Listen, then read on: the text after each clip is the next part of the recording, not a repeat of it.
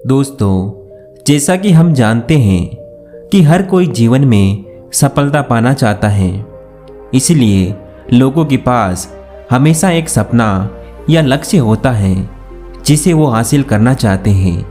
लेकिन जब हम सफलता पाने के लिए अपनी यात्रा शुरू करते हैं तो कई बार हम कई कारणों की वजह से अपने लक्ष्य से विचलित हो जाते हैं और हार मान लेते हैं। कभी कभी हम बहुत सारी संघर्षों, समस्याओं और असफलता के कारण अपने लक्ष्य को छोड़ देते हैं और कभी कभी हमारे आसपास के लोग हमें उकसाते हैं। दोस्तों, ये कहानी आपको सिखाएगी कि जीवन में कभी भी हार नहीं माननी चाहिए। ये कहानी है दो मेंढकों की, जिसमें एक पतला था और दूसरा मोटा। दोनों जंगल के एक छोटे से तालाब में साथ रहा करते थे। बचपन के दोस्त थे दोनों, साथ ही में खेलते कूदते बड़े हुए थे। वे दोनों दिन भर तालाब में कूदते, उछलते, गप्पे मारते और मस्ती मजाक किया करते। उन दोनों को ही तालाब के आसपास के इलाकों में नई नई जगह पर जाकर घूमना अच्छा लगता था। एक दिन साथ में घूमते हुए दोनों जंगल के बाहर एक खेत में पहुंच गए। वहां उन्होंने देखा कि एक ग्वाला अपनी गाय से दूध निकाल रहा था। उन्होंने कभी भी किसी को ऐसे दूध निकालते हुए नहीं देखा। ग्वाले ने दूध निकालकर एक बाल्टी में भरकर रख दिया। वे दोनों उस दूध को देखकर बड़े आश्चर्य में थे, क्योंकि उन्होंने आज से पहले ये कभी नहीं देखा था। उन्होंने तो जंगल में केवल तालाब का गंदा पानी ही देखा था। कुछ देर सोचने के बाद उन दोनों ने फैसला किया कि इस सफ़ेद पानी में तैरने का मजा ही कुछ और होगा। ये सोचकर उन दोनों ने एक साथ बाल्टी में छलांग लगा दी। वहाँ जाकर वे देखते हैं, अरे वाह, सफ़ेद पानी, हमने तो ये कभी नहीं देखा। क्या चीज़ होती है ये। दोनों को मज़े करने तो पसंद ही थे। वे दोनों वहीं मस्ती करने लग जाते हैं। वह तैर रहे होते हैं, कभी वे गोता मार रहे होते हैं। खूब उछल कूद करने के बाद, पूरे मजे करने के बाद, वह जो मोटा वाला मेंढक होता है वह कहता है कि चल यार, अब घर जाने का समय आ गया है, जंगल वापस चलते हैं। वो मेंढक भी कहता है, हाँ यार, चल वापस चलते हैं। वह दोनों बाल्टी से बाहर छलांग लगाने की कोशिश करने लगे, पर वह बाल्टी बहुत बड़ी होती है, वह छलांग नहीं लगा पाते।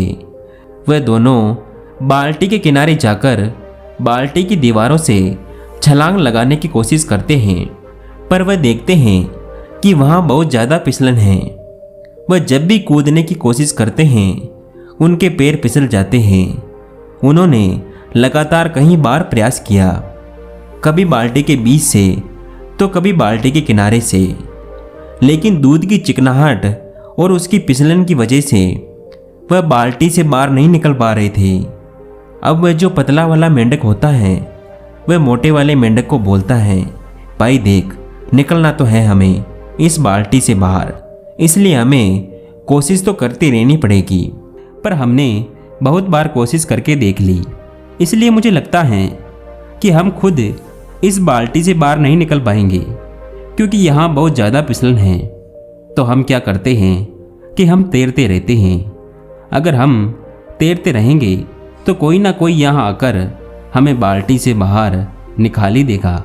मोटा मेंढक उस पतले मेंढक की बात मान लेता है और वह दोनों तैरते रहते हैं। 1 घंटा, 2 घंटा, 3 घंटे हो गए, वह तैरते रहते हैं। कोई आकर उन्हें बाल्टी से बाहर नहीं निकालता। अब जो मोटा मेंढक होता है वह तैरते तैरते थक जाता है। वह कहता है, भाई अब मैं और पैर नहीं चला पाऊंगा, कई घंटों से मैं तैरते तैरते मैं थक चुका हूँ। वह पतला मेंढक कहता है, भाई देख, अगर तू पैर चलाना बंद कर देगा तो तू डूब जाएगा और कुछ देर में सांसें रुक जाएगी और तू मर जाएगा। हमें मरना नहीं है भाई, तू पैर चलाता रहे। वह मोटा मेंढक थोड़ी देर तक और पैर चलाता है और फिर कहता है, भाई देख, हमने बहुत साथ दे दिया एक दूसरे का, हम दोनों बचपन के दोस्त हैं, आपस में मस्ती की, हंसी ठिठोली की, हमेशा साथ रहे। लेकिन मुझे लगता है कि आज ये सब खत्म होने वाला है। आज हो सकता है कि ये मेरी जिंदगी का आखिरी दिन हो। मैं और मेहनत नहीं कर सकता, मैं और पैर नहीं चला सकता, और अब शायद मैं डूबकर मर जाऊंगा। और उस पतले मेंढक की आंखों के सामने उसका वो बचपन का दोस्त डूबकर मर जाता है। ये सब देखकर वह पतला मेंढक और ज़्यादा तेजी से पैर चलाने लग जाता है। उसके अंदर आग लग जाती है कि अब कैसे भी करके मुझे इस बाल्टी से बाहर निकलना ही है। मुझे हार नहीं माननी। अगर मैंने भी हार मान ली तो मैं भी मर जाऊंगा। उसकी आंखों से आंसू निकल रहे होते हैं और वह और तेजी से पैर चलाने लग जाता है। लेकिन जैसा कि हम सब जानते हैं कि अगर थोड़ी देर तक दूध को चलाया जाए तो उसमें से मक्खन बाहर आने लग जाता है। और बिल्कुल ऐसा ही हुआ, क्योंकि बहुत घंटों से वे दोनों मेंढक उस दूध में पैर चला रहे होते हैं, इसीलिए उस दूध से मक्खन बाहर आने लग जाता है। साथ ही कुछ घंटों से रखे रहने की वजह से दूध कुछ जमने भी लग जाता है। दही जैसा सेप लगने लग जाता है। दूध के जमने और मक्खन के बाहर आ जाने से मेंढक देखता है कि दूध थोड़ा सा गाढ़ा हो गया है। अब वह पहले जैसा चिपचिपा नहीं रहा। वह उस मक्खन के ऊपर बैठकर पूरे जोर से एक छलांग मारता है और वह बाल्टी से बाहर आ जाता है। बाल्टी से बाहर आ जाने के बाद कुछ देर तक उसे समझ नहीं आता कि आज उसके साथ क्या हुआ। उसका सबसे अच्छा दोस्त, उसका बचपन का यार आज उसकी आंखों के सामने डूबकर मर गया। और उसकी मौत क्यों हुई? क्योंकि उसने हार मान ली। अगर वह भी थोड़ी देर तक और पैर चलाता, हार न मानता, तो आज वह भी जिंदा होता। वह पतला मेंढक बाहर निकलने के बाद जंगल जाता है। जंगल में जाने के कुछ दिनों बाद वह मेंढक एक लेडी मेंढक के साथ शादी कर लेता है। शादी के बाद उसके बच्चे होते हैं। वह अपने बच्चों के नाम अपने उस मोटे दोस्त के नाम पर रखता है और बच्चों को रोज शाम को वह पतला मेंढक यही कहानी सुनाता है कि मेरा एक मोटा दोस्त हुआ करता था जिसके साथ मैं पूरे जंगल में घूमा करता था। हम सुबह से शाम तक खेला करते थे। एक दिन हम दोनों एक बाल्टी में गिर गए जिसमें दूध था और मेरा जो दोस्त था उसने हार मान ली। क्योंकि उसने हार मान ली इसलिए वो मर गया। मैं तुम बच्चों को भी यही सिखाना चाहता हूँ कि ज़िंदगी में चाहे कुछ भी हो जाए लेकिन कभी हार ना मानना। अगर तुम लोगों ने हार मान ली तो तुम्हारा भी वही हाल होगा जो मेरे दोस्त का हुआ। दोस्तों, इस कहानी से हम यही सीख सकते हैं कि दूध का दही जरूर बनेगा लेकिन उसमें वक्त लगता है।